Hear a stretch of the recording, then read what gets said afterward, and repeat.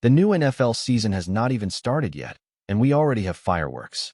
One of the biggest conversations right now is about Lamar Jackson and where he landed on the NFL Top 100 list. Every year, that ranking gets fans and players talking because it is unique. It is not a list built by analysts or media members. It is voted on by the players themselves. And this time around, Lamar didn't come in at number 1, which surprised many people. Instead, he was slotted just behind Saquon Barkley, taking the number 2 spot. Josh Allen followed close behind at number 3. Now, that might sound like a fair assessment considering the kind of season Saquon had. But for a lot of fans in Baltimore, and honestly across the league, Lamar was the guy who deserved to be on top of that mountain. Let's put some perspective here. Lamar's numbers last season were jaw-dropping. Over 40 touchdowns, only 4 interceptions, and a string of highlight reel plays that looked like something out of a video game. It wasn't just production, it was dominance. He broke records almost every other week. He elevated his teammates. He carried Baltimore through rough stretches when injuries piled up and when the schedule looked unforgiving. For many people watching, that level of play screamed number 1 player in the league. Yet, the vote went to Saquon Barkley, who himself had a ridiculous year, running for over 2,000 yards, finding the end zone more than a dozen times, and powering his team toward a Super Bowl victory. You cannot deny how historic that performance was. Running backs today rarely hit those numbers, especially in a league that has shifted so heavily toward passing. Saquon reminded everyone that a truly elite running back can still tilt the field. Now, does that mean Lamar should feel slighted? Some might think so. But listening to his teammates, especially guys who have seen him up close every day, the sense is that Lamar doesn't need outside validation. He knows what he did. He knows the level he reached. And more importantly, he knows what is still out there for him to accomplish. Being number 2 on a list is fine, but what he wants most is a Super Bowl trophy. That's the only ranking he really cares about. Still, it is impossible not to marvel at how his peers view him. You hear guys around the league talk about Lamar, and it is always the same. He is one of the most special athletes they have ever seen. His ability to change a game with a single play is unmatched. That scramble in Cincinnati, the one where he spun away from defenders, kept the play alive for what felt like an eternity, and then delivered a dart into the end zone. It looked fake. It looked like something you do on Madden when you max out your quarterback speed rating and break the game mechanics. But that was real life. That was Lamar being Lamar. And the fact that he makes plays like that on a regular basis is why so many fans and teammates consider him the most electrifying player in football. Think about the evolution too. Lamar came into the league with doubters. Some said he couldn't throw well enough. Some said his style wouldn't last. Year after year, he has erased those doubts. He has grown as a passer, sharpened his command of the offense, and added layers to his game while still keeping that same explosiveness as a runner. The version we saw last year was not just the same Lamar we met as a rookie. It was a more polished, more dangerous, and more complete quarterback. And here is another thing that has quietly developed: his leadership. People often compare quarterbacks, not just on stats, but on presence. Lamar has never been the rah-rah type. He is not the guy in the middle of the huddle screaming every week like Ray Lewis used to. That is simply not his personality. But he leads in his own way. He leads by example. He works relentlessly, studies the playbook, stays late, puts in the reps, and when he does speak, everyone listens. His teammates have said this over and over. When Lamar talks, the entire room pays attention. That kind of quiet authority is powerful. It shows growth, it shows maturity, and it shows how seriously he takes his role as the face of the franchise. There's even a great story from training camp that shows this side of him. One of his teammates shared that they ended up in the sauna together, just the two of them, and Lamar started asking genuine questions. What do you see? What can I do better as a leader? How can I help guys be at their best? That's not small talk. That's a quarterback taking ownership of his team and wanting to evolve. For someone who is already a former MVP, already one of the most gifted players in the world, to still be asking how he can improve, man, that says everything about where his head is at. And you can see it spilling onto the field. He's the guy who organizes off-season workouts in Miami, who sticks around after practice until the building is nearly empty, making sure routes are sharp, timing is perfect, and everyone is on the same page. That rubs off. When the most talented player on the roster is also one of the hardest workers, it creates a culture. It makes everyone else raise their standard. And that's why his teammates speak about him with such respect and excitement. Now, of course, the immediate challenge for Lamar and the Ravens isn't about lists or rankings. It's about the Buffalo Bills in Week 1. And that is about as big of a test as you can get to start a season. These two teams have history.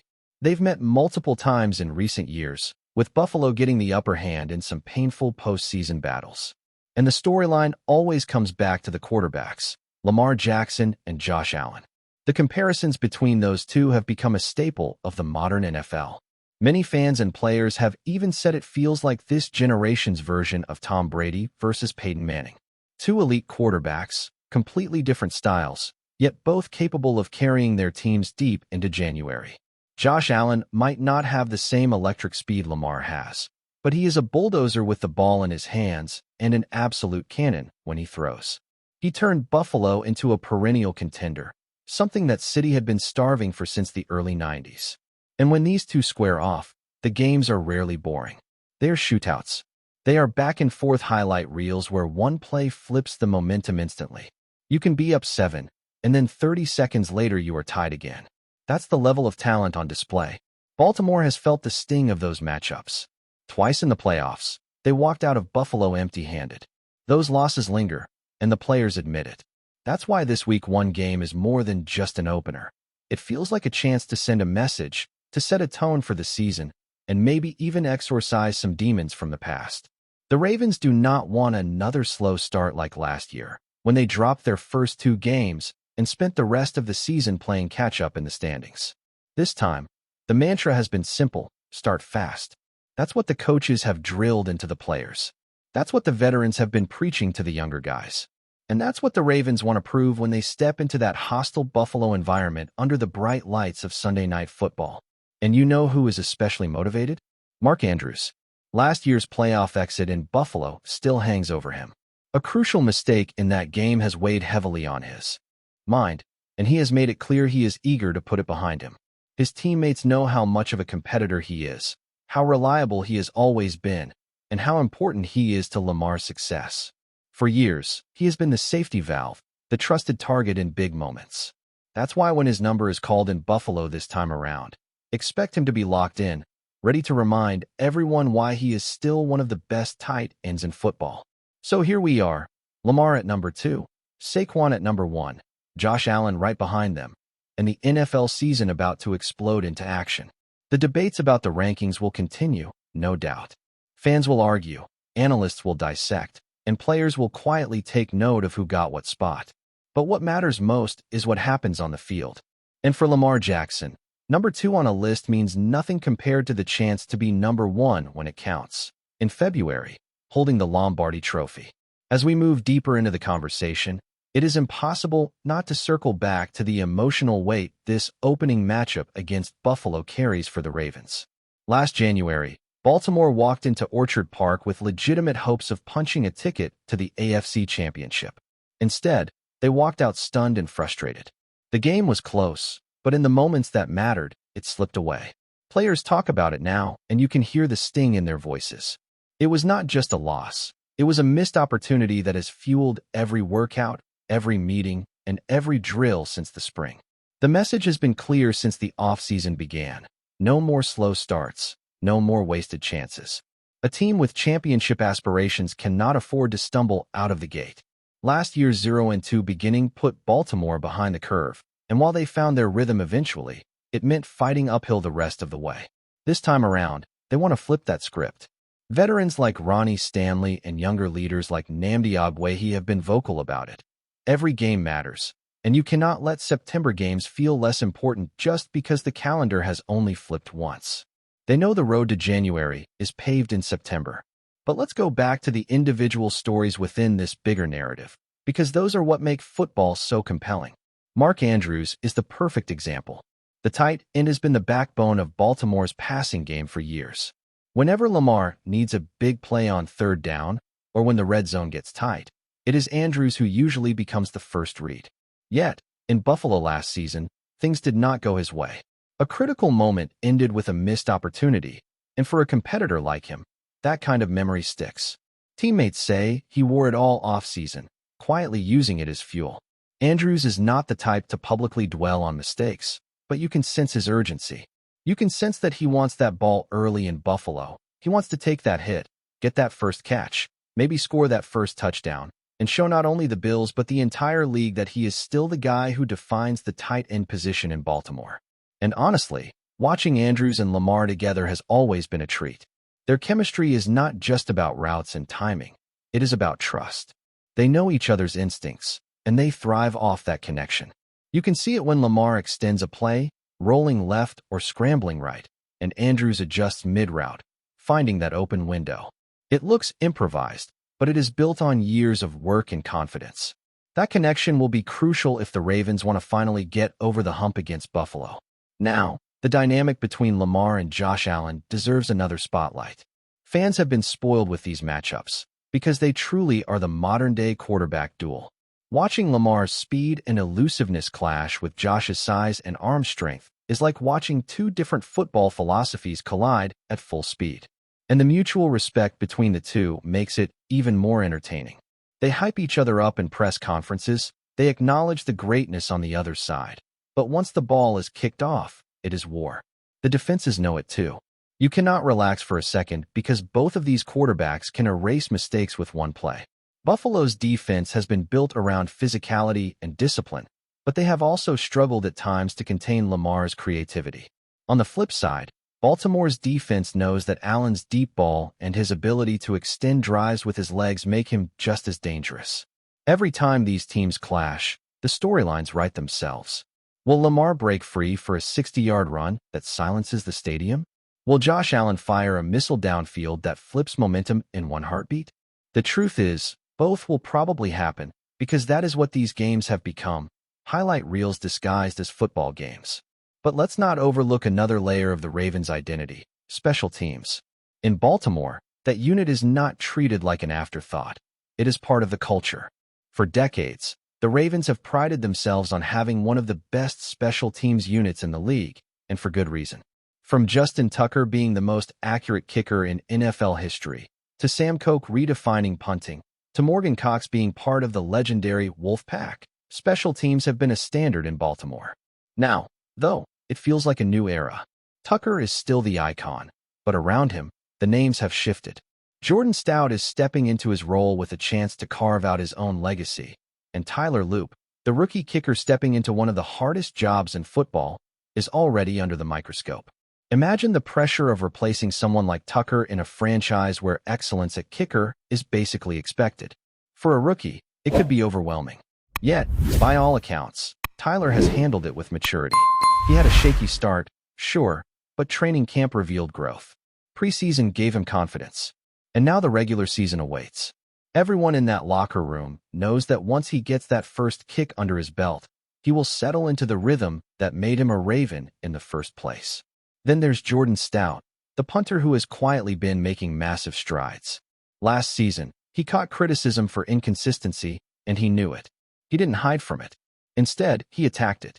Teammates have talked about how he transformed his approach in the offseason, turning those rough moments into motivation. In preseason, he looked sharper, more composed, and ready to prove why he was drafted as highly as he was. Baltimore has always had punters who could flip the field, who could pin opponents deep and change the flow of games. Stout wants to carry that tradition forward, and heading into Buffalo, he has the chance to showcase just how far he has come. Special teams might not grab the flashy headlines, but make no mistake, they often decide games. Field position in a heavyweight battle like Ravens versus Bills could be the difference between winning and losing. One perfectly placed punt, one clutch field goal, one mistake on coverage, it all adds up. And in Baltimore, they know that better than anyone. As for Nick Moore, the long snapper who has become the veteran presence in that unit, he embodies what it means to be a Raven. Quiet, reliable, steady. You don't notice a long snapper until something goes wrong. And with Moore, things rarely go wrong. He has also embraced the leadership role, guiding younger teammates like Tyler and Jordan, reminding them what it means to hold that standard. When he talks about special teams, you hear the pride. It's not just a job, it's a legacy. And that kind of attitude trickles down, giving the younger guys confidence to grow into their roles. So when Baltimore takes the field in Buffalo, It won't just be about Lamar Jackson making magic or Josh Allen launching bombs. It will also be about the details, the little things, the hidden yards, and the quiet plays that swing momentum. That's where the Ravens believe they can separate themselves. That's why they believe they are built to win in any environment. Looking at this team as a whole, you can feel the energy. Lamar's growth as both a player and a leader. Andrew's hunger to erase the memories of last January. The defense's desire to finally contain Josh Allen and flip the narrative. The special teams unit stepping into a new era with confidence. It all points toward a group that is not satisfied with being near the top. They want to be the top. And while Lamar might be number 2 on the top 100 list, this season is his chance to show once again why he is number 1 where it matters most. And that is what makes this matchup so compelling. It's not just another Week 1 game. It is a statement opportunity. It is a measuring stick. It is a reminder that the Ravens are not here to participate. They are here to dominate. And for Lamar Jackson, it is another stage to prove that rankings and lists are just noise. What really counts is the scoreboard, the win column, and ultimately, the chase for a championship. Before we dive in, don't forget to hit that subscribe button and give this video a thumbs up. Your support keeps us bringing you the latest news on the Baltimore Ravens. And hey, drop your take in the comments below. We want to hear from the flock. The NFL rumor mill is buzzing with excitement as the Baltimore Ravens reportedly executed what insiders are calling a stunning trade to bolster their offensive arsenal. According to sources close to the organization, wide receiver Terry McLaurin, formerly of the Washington Commanders, is set to make the move to Baltimore, igniting speculation about a dramatic shift in the team's offensive dynamics. McLaurin, widely recognized for his explosive speed, precise route running, and ability to make contested catches, has long been considered one of the league's most reliable and productive wideouts. Analysts suggest that his arrival could instantly elevate the Ravens' passing game, which has often been overshadowed by their traditionally dominant rushing attack, led by quarterback Lamar Jackson.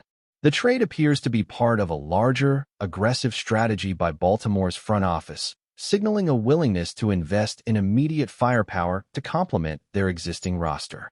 Fans and pundits alike are already drawing comparisons to some of the league's most transformative acquisitions, wondering whether McLaurin could replicate his peak performance in a new environment.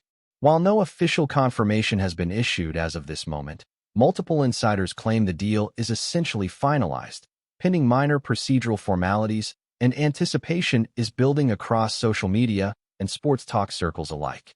The Ravens' locker room reaction is expected to be electric once McLaurin officially joins the squad. Sources close to the NFL scene suggest that McLaurin's potential impact on Baltimore's offense cannot be overstated. Known for his ability to stretch the field vertically and create mismatches against even the most disciplined secondaries, McLaurin could become Lamar Jackson's favorite target in high-pressure situations. Observers have noted that while Jackson has a reputation as a dual-threat quarterback, his passing game has occasionally suffered from inconsistency and a lack of elite receiving options. With McLaurin's arrival, the Ravens could finally balance their attack, forcing opposing defenses to account for multiple threats simultaneously. Rumors indicate that McLaurin is motivated by the opportunity to compete at a higher level and possibly chase postseason success, which has eluded the Commanders in recent years despite McLaurin's individual excellence. Speculation about the chemistry between Jackson and McLaurin has already flooded social media platforms, with fans projecting highlight reel catches and explosive deep ball connections. League insiders also suggest that this move could send shockwaves through the AFC North, compelling rival teams like the Bengals and Steelers to reconsider their defensive strategies. While the trade remains technically unofficial, the buzz surrounding it is already impacting fantasy football valuations, betting lines, and even preseason narratives, as analysts scramble to adjust projections in real time. The excitement is palpable, and every casual observer seems to have a theory about how McLaurin will mesh with Baltimore's current offensive scheme. Whispers from sources familiar with the inner workings of the Ravens' front office indicate that the team views McLaurin as a transformative piece capable of redefining their offensive identity. The speculation suggests that Baltimore's coaching staff has been meticulously planning this acquisition for months, identifying McLaurin not only as a playmaker, but also as a potential mentor to younger receivers on the roster. Analysts have highlighted McLaurin's consistent ability to gain separation, his nuanced understanding of defensive coverages, and his relentless work ethic, all of which could contribute to an immediate positive effect on team culture.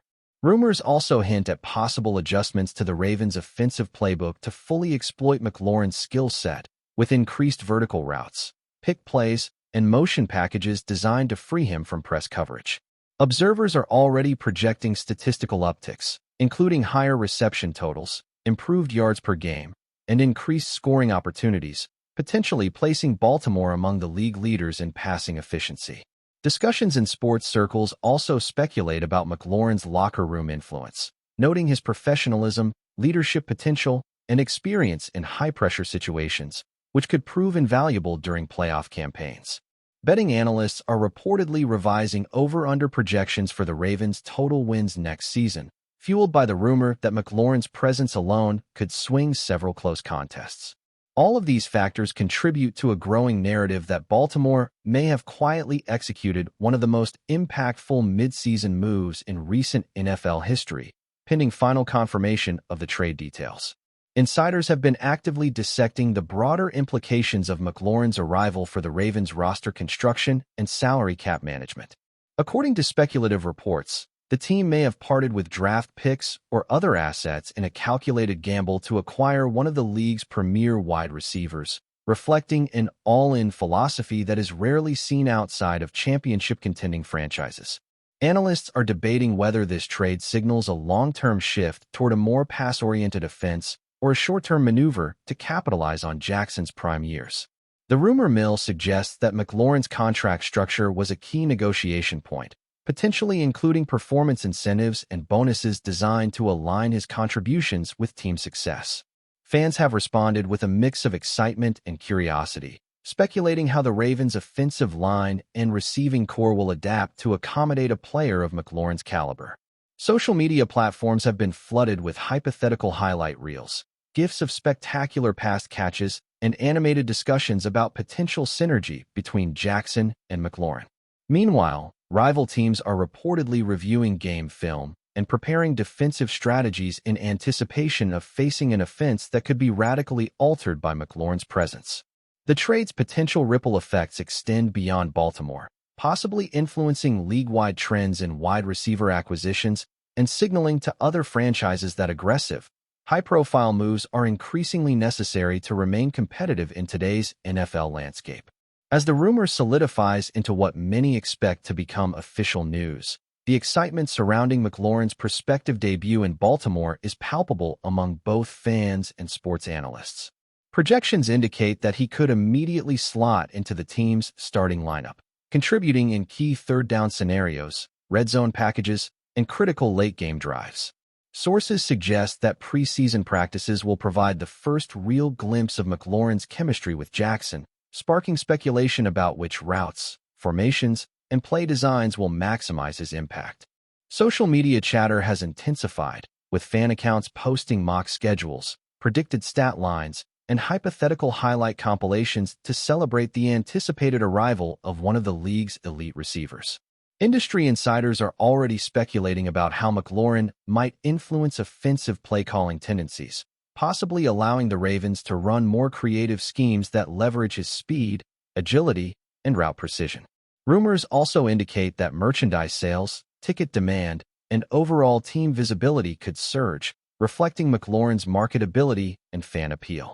If the trade is officially confirmed, experts suggest it could represent a turning point in Baltimore's recent history, potentially altering playoff trajectories and solidifying the team as a legitimate contender in the AFC. As anticipation builds, the NFL community remains on high alert, awaiting the moment when McLaurin officially steps onto the field in purple and black, ready to make an immediate and undeniable impact.